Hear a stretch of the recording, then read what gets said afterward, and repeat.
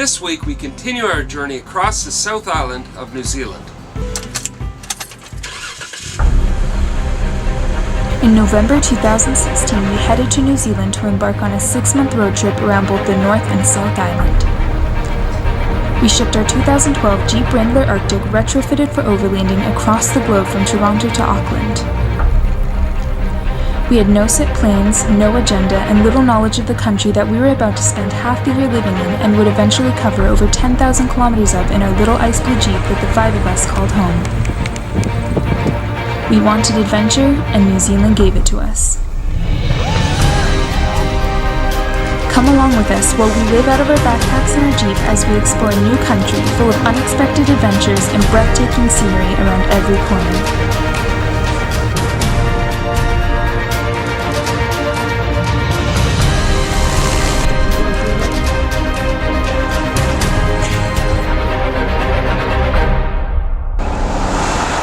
After we left Queenstown, we made the beautiful trek across the mountains to a place called Tianau, which is known as the gateway to Fiordland National Park. We were also going that way because we wanted to do a tour of a place called Milford Sound. So when we got situated and set up our camp, we booked a tour for the next morning. We woke up early the next morning and boarded a bus that took us across an incredible mountain drive through tunnels and down some really steep valleys, and eventually ended up in Milford Sound, where we boarded the ship to take the cruise.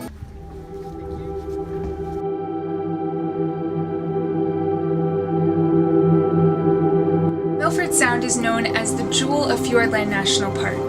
It's surrounded by towering cliffs, glaciated peaks, and dense rainforest. We would travel 16 kilometers by boat from the head of the fjord to the open sea. We stood at the bow of the ship and watched amazed while we passed concaving valleys nestled between green cliffs, where waterfalls cascade into the fjord basin. And in some spots, the fjord can be 400 meters deep.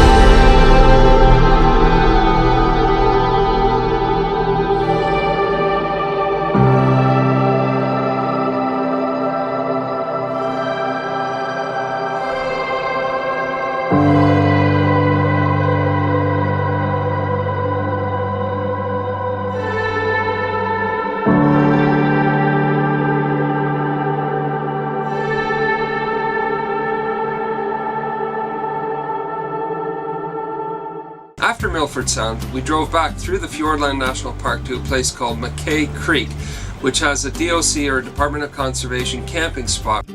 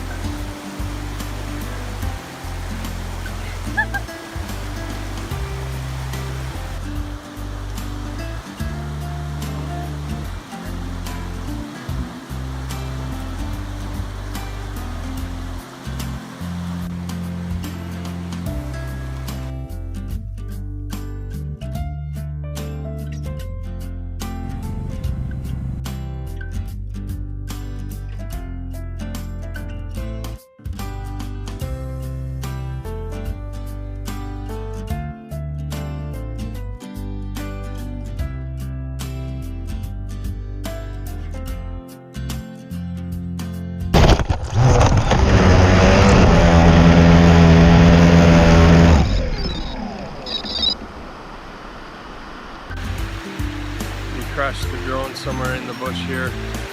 We've hiked quite a ways into the bush, across the river, and are taking a look in the forest. Pete was flying it and he said he saw it hit a tree, and we're at that tree and we don't see it, so we're gonna have to look. It might be caught in the trees, it might have landed in the water and flowed down stream or something, but hopefully we can find it.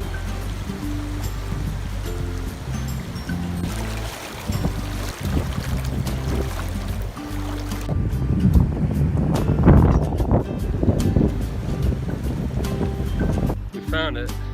The only problem is it's way up there. Here it comes.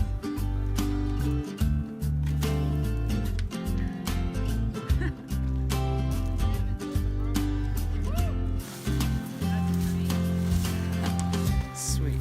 It's recovered. In a national park. Way out in the middle of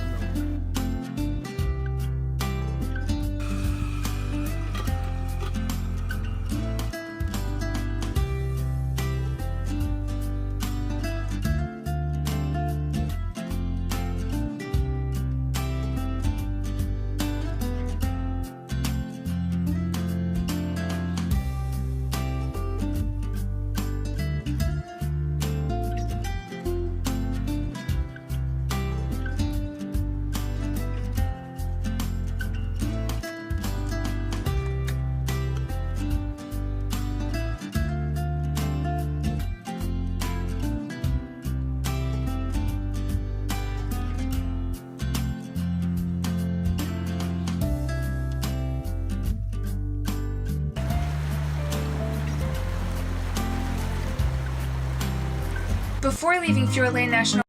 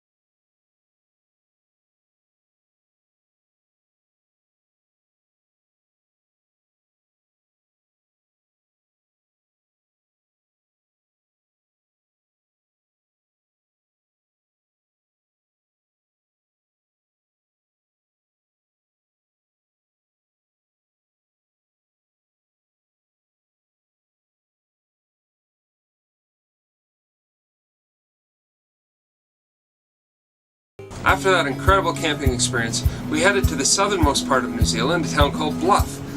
And then we spent the night in Invercargill, which is just north of there.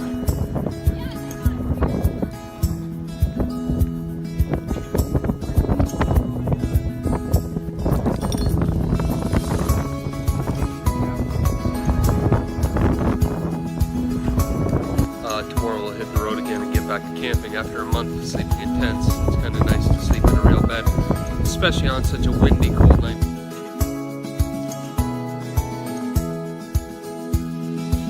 After that, we drove north to the beautiful town of Dunedin, and along the way we stopped at the AORAKI boulders.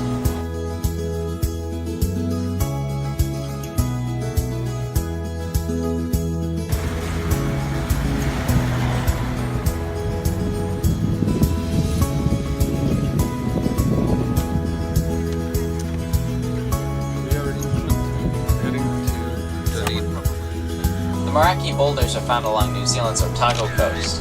We had a fun time playing on these fascinating spherical stones. Next we drove to Twizel, where we set up camp for the night and prepared for a couple of days off the grid in AORAKI, Mount Cook National Park.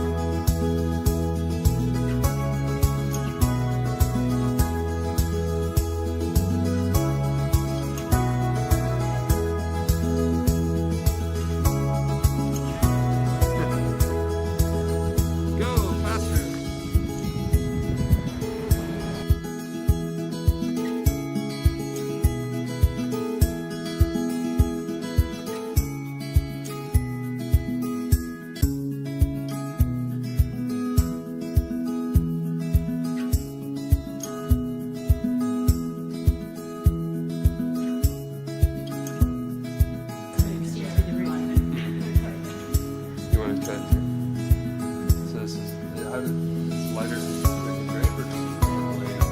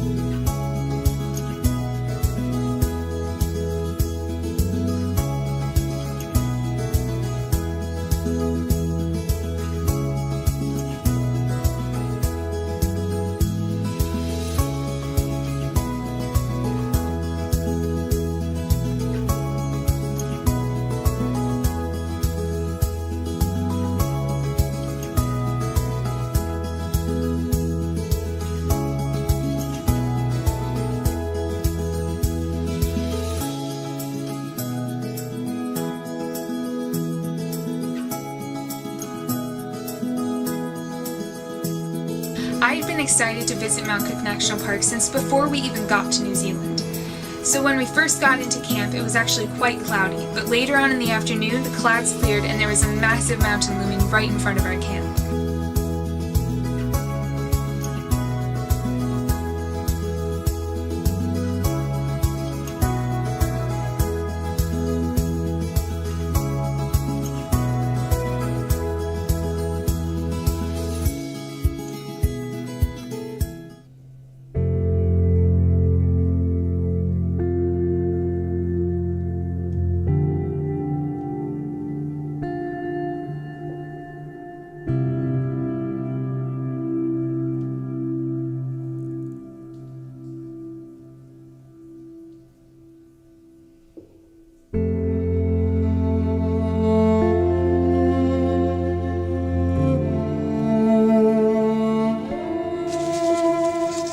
On one of the days, we decided to hike to Mueller Hut. So we woke up early with our gear covered in thick frost, got on our packs, and headed out on the trek unknowing of just how incredibly memorable this hike would be.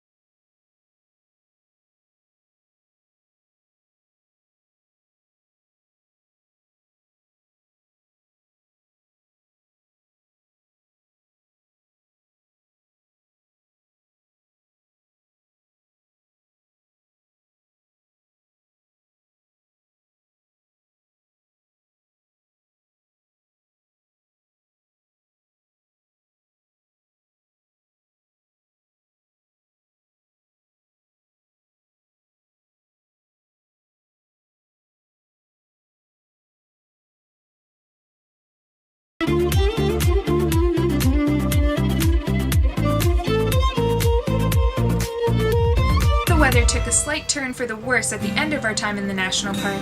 We decided to do one last hike along part of the Hooker Valley track.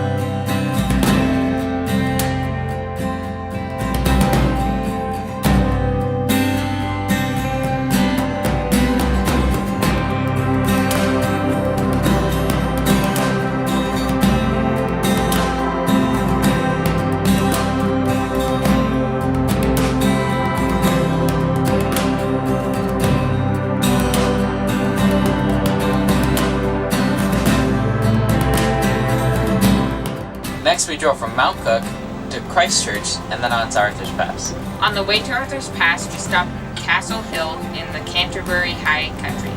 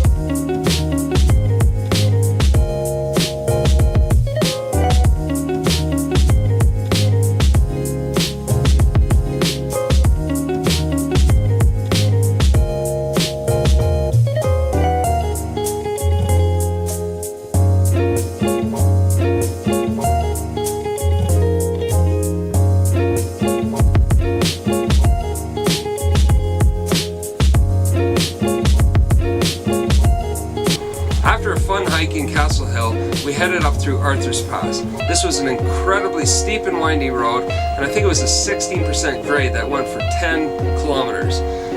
It certainly tested the brakes on our Jeep.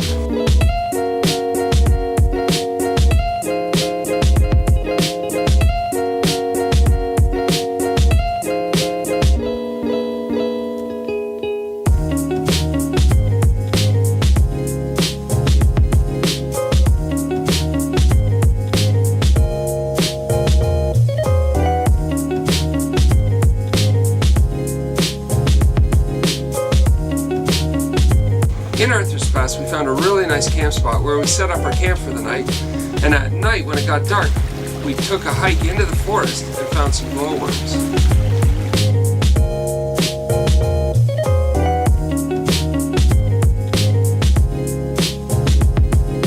The next day we continued west and we stopped in Punakaki, which is famous for these big ocean blowholes as well as what they call the pancake rocks. It's something you should definitely see.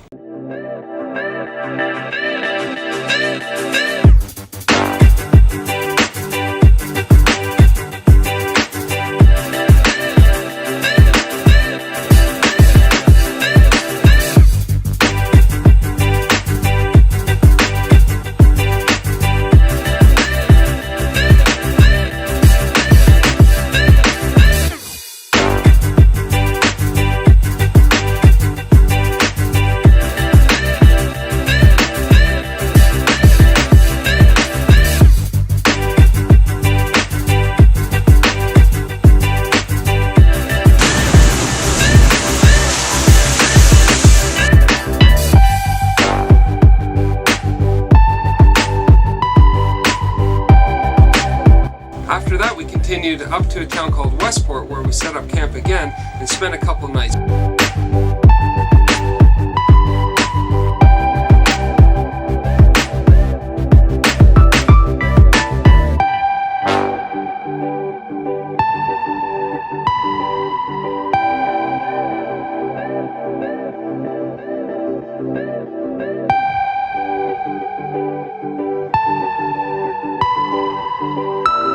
We then drove north to the town of Nelson and we spent a couple of days there. One of the days the wind picked up off the ocean and it was quite the experience.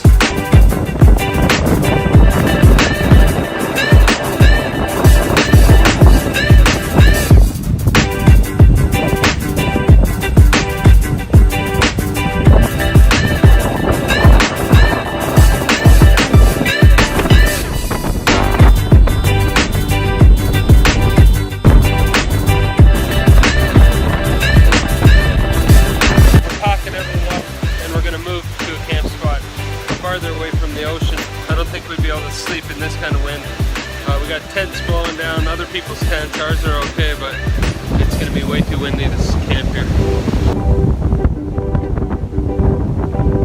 We then drove up to Picton, which is where the ferry leaves for the North Island. After a couple of incredible months on the South Island, we were sad to go, but we boarded the ferry and headed across Cook Strait back to Wellington in the North Island, where we spent the night.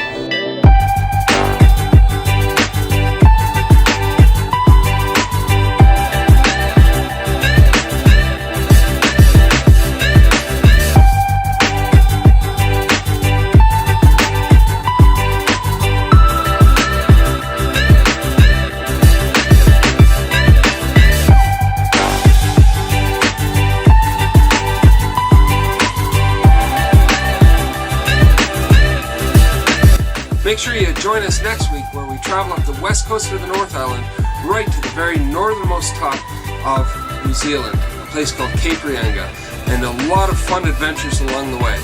So make sure, if you haven't subscribed, that you hit that subscribe button. We're really excited to have 6,000 subscribers. Thank you to each one of you. We really enjoy having you along for the trip.